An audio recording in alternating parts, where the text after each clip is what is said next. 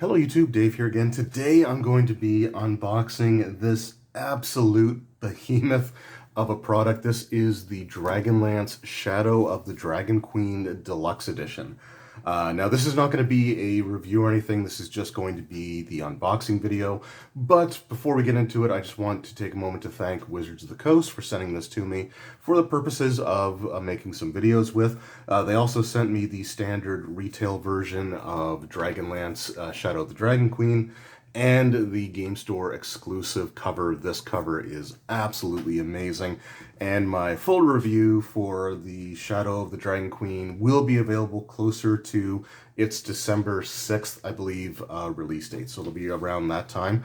But I really want to dive into this because there's some really cool stuff in here, and I can't look at it until I record the unboxing here. So the first thing that I noticed with I just like, this is a massive, an absolutely massive box, and the artwork on the front here is absolutely amazing. I think was it Verminard, one of the Dragon Lords of, the follower of Takesis, the Dragon Queen, in the Dragonlance campaign setting. And yeah, this just looks really, really cool. You got some of the Draconians there, and yeah, this looks pretty awesome. I've got to say, so this is absolutely a massive box. The sides just have the standard name of the product with the black, pretty minimalist stuff here. But on the back, we have Defy the Dragon Army. In this deluxe Dragonlance experience, the army of the evil Dragon Queen marches across Krynn, opposed by an alliance of desperate defenders on the battlefield and beyond. It's up to a band of adventurers to turn the tide of war and save Krynn. Experience these heroes' adventures in Shadow of the Dragon Queen Deluxe Edition, a unique experience that connects the Shadow of the Dragon Queen Dungeons & Dragons role-playing adventure with the mass combat battles of the Warriors of Krynn cooperative board game. So I have a few of the other D&D board games, the cooperative ones, and I've always enjoyed them, and I really like the idea of integrating the game into an adventure. And because this is dealing with, a war, it's actually really cool to have some of the mass battle sections be able to be played out using the board game. It's totally optional. It's not something that is by any means required, but it's just a good little bit of support that I really do appreciate. You can sort of see some of the components there. We've got the book, which actually looks like it has a different cover than the others that were sent. So that's the standard one for again, and that's the game store exclusive. So it looks like there are 3 cover variants for this book, which is kind of neat. We have the Dungeon Master screen. I'm really hoping that conditions are not on there. And then we got the board game itself, which I'll be doing a separate video on unboxing and going over the rules and stuff once I've had a chance to actually, read the rules and figure out how to play the game. But yeah, so this is really, really cool. I love this box, except for one thing. And that one thing is the fact that to open it, you actually have to rip this tab here, and it feels glued on pretty solidly all the way from where the other side of the lower side of the pull tab is, and the outside there. So I don't feel like I'm going to be able to open this without ripping the heck out of it. Now, so a lot of people probably don't care. This just feels like a very thin outer box.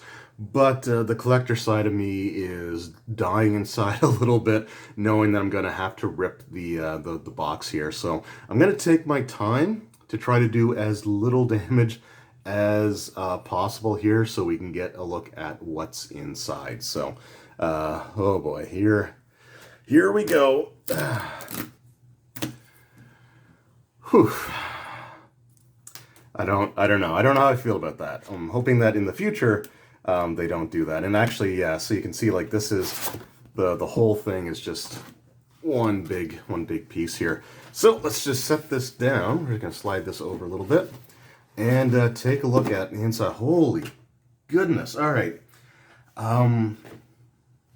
right, so here's just a look inside. The Warriors of Krynn board game is actually significantly larger than I thought it was. So wow. All right.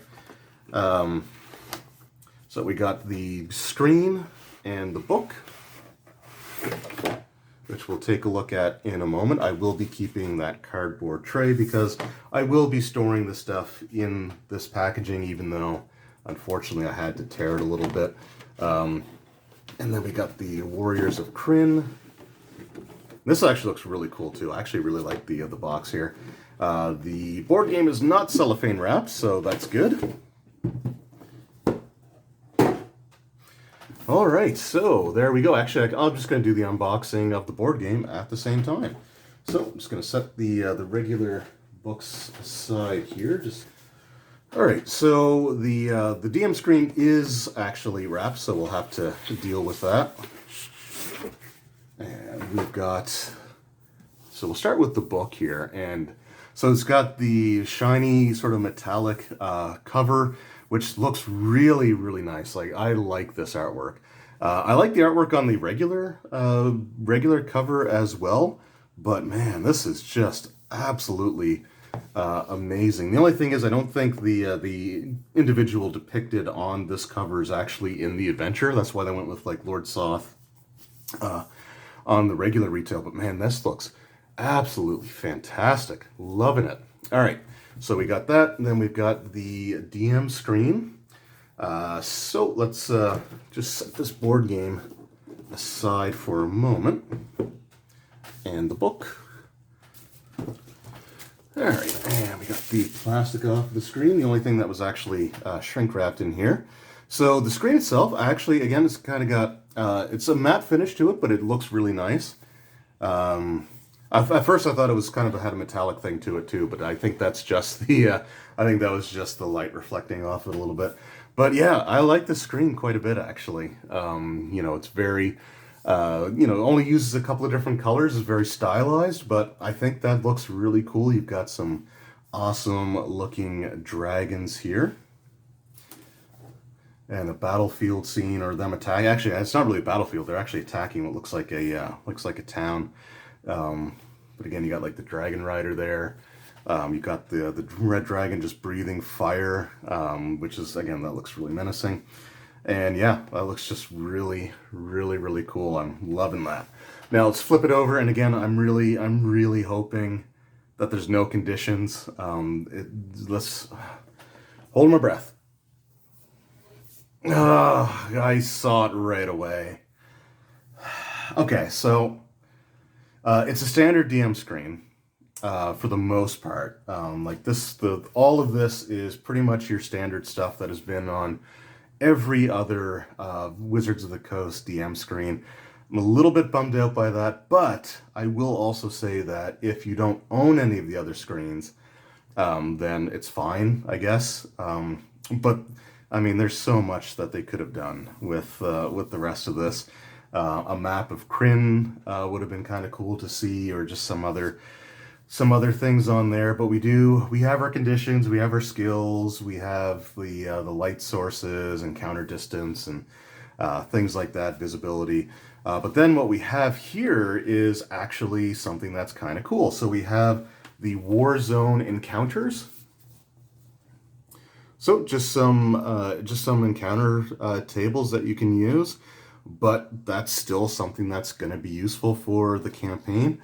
Dragon army supplies and prisoners. So again, kind of cool, just random charts that you'll be able to roll on. You also have the draconian size comparison table or chart or artwork, which again is really, really kind of cool. I've seen some people complaining about the Draconians online, saying that, you know, it's like Wizards doesn't realize that Dragonborn exist, and Dragonborn and Draconians are two very different things, right? Dragonborn are an independent race. They actually are able to breed truly amongst them, whereas the Draconians were the result of metallic dragon, like full dragon eggs, that were essentially experimented on or had a ritual conducted on them that corrupted the dragon that was growing inside of the egg and turning them into these creatures. So they're two very different things. So I don't know. I think sometimes people just like to complain. But yeah, the artwork is really cool. The actual specific stuff to the Shadow of the Dragon Queen Charts and tables are really cool. I really wish we would get away from always having the conditions take up a huge chunk of the screen. Like when you're doing something specific to an adventure, then everything on the screen should be specific to that adventure, in my opinion. Or at the very least, they should be able to shrink that down or do something with it. It's just we've got conditions in so many other screens and other places. But it's still cool. I mean, it's still a cool inclusion to have, and I do like the artwork on the outside. And I do like the actual Dragonlance specific stuff that they have in there with the encounter tables. I think that's great. I just wish that they would have found something else to put on there other than the conditions. But now let's take a look at the Warriors of Krynn board game. So yeah, this is actually this is a full-sized, a pretty hefty looking box. So I'm really kind of impressed with that. And the artwork, you've got like the Death Dragon on the cover there, and you got like the knight standing up to him, and that looks really, really cool. So yeah, really nice artwork. Overall, like the artwork on all this stuff has been fantastic. And then we just have some different aspects of the cover art on the sides. And then on the back, we have the battle for the world of Dragonlance. War grips the world of Krynn. The army of the evil Dragon Queen marches across the land, leaving destruction in its wake. An alliance of desperate defenders stands against the relentless armies of the ruinous Dragon Army. On the battlefield and beyond, it's up to a small band of adventurers to turn the tide for the Battle of Krynn. Defy the Dragon Queen. Dragonlance Warriors of Krynn is a cooperative game of adventure and strategy where you play heroes battling against the terrifying dragon army as conflict rages around you, maneuver between battlefields and adventure locations to tip the scales of war, face sinister dragon army commanders and their forces in battles ranging from skirmishes to epic sieges. Explore the surrounding lands to find treasure, allies, and other advantages. Shape the story of the war through 12 connected campaign scenarios, and forge a legend of your own. This standalone board game includes rules for integrating characters from the Dungeons & Dragons companion adventure, Dragonlance, The Shadow of the Dragon Queen, sold separately.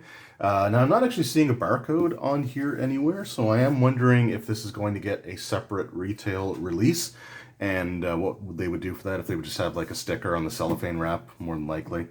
But the components here, we have 6 hero figures, we have 6 hero boards, 130 plastic markers, 9 double-sided battlefield tiles, 22 double-sided adventure tiles, 7 custom dice, 106 tokens, 323 cards, 1 storage tray, 1 rule book, 1 scenario book, and 1 key moment tracker. So really, really cool. Let's take a look inside and see what we've got here. Okay, so here we just have our sheets of tokens, and actually they're not wrapped up, which is interesting. Then we got Dragon Army Commander cards, Alliance Commander cards, and here we've got, looks like our heroes. And I got to say, one of the things that I'm actually kind of really relieved to see is the fact that they are kind of moving away from just having like Tanis and Flint and like all of those characters. Was it like Riverwind? It's been a little while since I've read the Dragonlance novel, but yeah, I'm kind of glad that they are using like their own individual characters. And I want to say that these are actually the companion characters that you have in the adventure if you don't have like a full-size party. So that's, again, kind of cool to see that they're moving in the direction of actually using their own individuals. And here we got the different tiles. You got the Flying Citadel. So yeah, there looks like they're... Okay, we got the Rising City and the Flying Citadel. So it looks like it flips over when a certain event happens. So again, really cool stuff.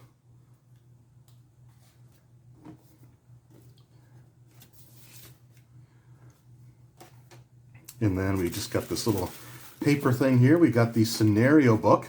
And I actually like the fact that they have just something in between just to try to keep them from getting scratched. So that's actually kind of cool. I do appreciate that. So we got our scenario book. So these are the stories that you go through using the board game, which again is kind of cool. And then we got the rule book itself, which again I will be doing a full review on in a little bit, but it looks pretty simple, pretty basic. Not in like a bad way, but it looks like it should be relatively, hopefully, easy to wrap your head around. And if it's anything like the other board games that Wizards has put out for D&D over the last several years, decade, I guess, or so now, they do tend to be explained pretty well. So really cool stuff there.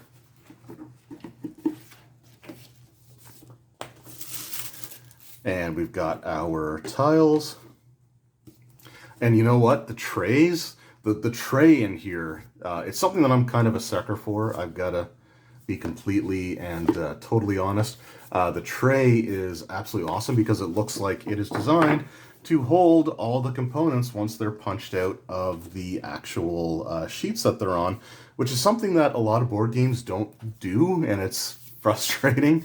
It actually was something that the previous adventure board games, cooperative board games during the 4E era, they did not do a particularly great job of having the plastic trays inside of the box actually be able to hold all the pieces. So I just had to have like these massive Ziploc bags underneath. So a little bit of cardboard there, just some spacers. Then we got our cards. I'm not going to go through those here. Some other cards. We've got our plastic pieces. We got some more plastic pieces. I do like the dark purple there. That is my favorite color. And we've got our custom dice. And let's take a look at our miniatures. So I'm actually kind of impressed that these are, get it to focus there.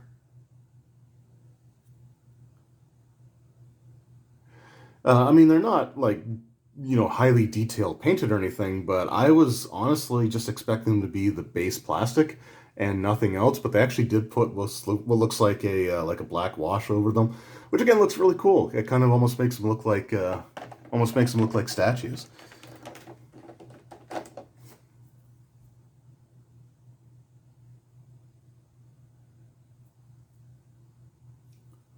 I don't know if it's intentional or not, but the fact that they made the druid kind of character look a little bit dirty is a nice touch.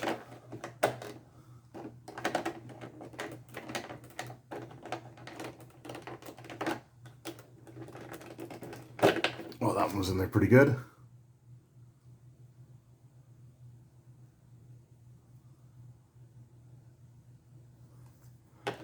So yeah, really cool. Yeah, it's just a little bit extra that they didn't have to do. But yeah, I like it. Just looks like a simple wash put over them, but it makes them look just a little bit less like just, you know, flat plastic. And like I said, it kind of gives them almost like a statue kind of appearance to them. So I like that. I appreciate that. And then finally, we have our dwarf here.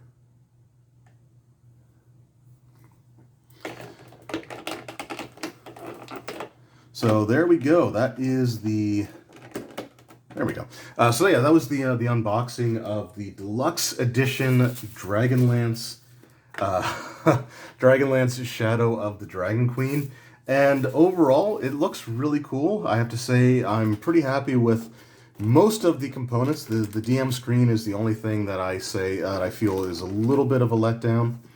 But honestly, it is what it is, and I guess every screen has a potential to be somebody's first, so I can understand them wanting to have the useful information that may not be campaign specific, but something that will definitely be coming up quite a bit during those campaigns. So, like I said, it is what it is, but the rest of the contents are, again, really, really nice. I'm looking forward to learning more about the board game and actually hopefully getting a chance to have a few games of that at some point in the very near future. We are potentially going away for the weekend, so I might hopefully finally get a chance to see a friend of mine who is big into like board games and stuff like that we normally get together and do stuff with. So anyway, I'm hoping to have an actual first-hand experience with the gameplay of the board game before I get to do the review, but that is, like I said, the unboxing.